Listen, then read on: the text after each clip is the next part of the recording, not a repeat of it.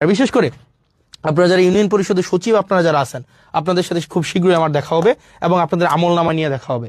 Union পরিষদের যে সচিব আছেন, 15টা ইউনিয়নের 15টা সচিব, দুর্নীতির আখড়া মূলত হচ্ছে এই ইউনিয়ন পরিষদের এই যে সচিবদের মধ্যে।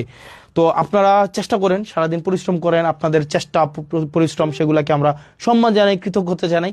একই সাথে সাথে আপনাদের বিরুদ্ধে যে অভিযোগগুলো আছে আমরা চাই এই অভিযোগগুলো আপনাদের বিরুদ্ধে না থাকুক।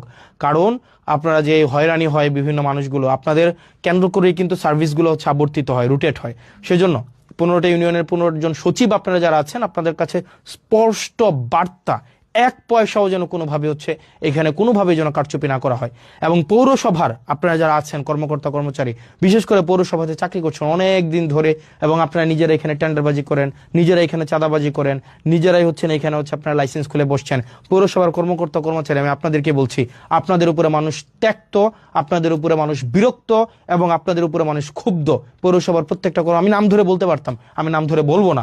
এখানে কর্মকর্তা আছেন, এখানে হচ্ছে এই 4-5 জন কর্মকর্তা আছেন, এখানে বাড়িঘর বানাই ফেলছেন, বালিশ খাতা নিয়ে চলে আসেন, এখানে হচ্ছেন একদম পৈতৃক সূত্রে আপনারা চাকরি বানাই ফেলছেন।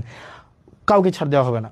এবং আপনি যদি জনগণের প্রতি কমিটেড না হন, আপনি যদি এখানে কোনো ধরনের অর্থ হচ্ছে অবৈধ অর্থের সন্ধানে আপনি থাকেন, তাহলে আপনার জন্য এখানে চাকরি করার শুভনীয় না। এবং আইনগত যে ব্যবস্থা আছে আপনাদের বিরুদ্ধে, সে ধরনের আইনগত ব্যবস্থা নেওয়াই সমীচীন।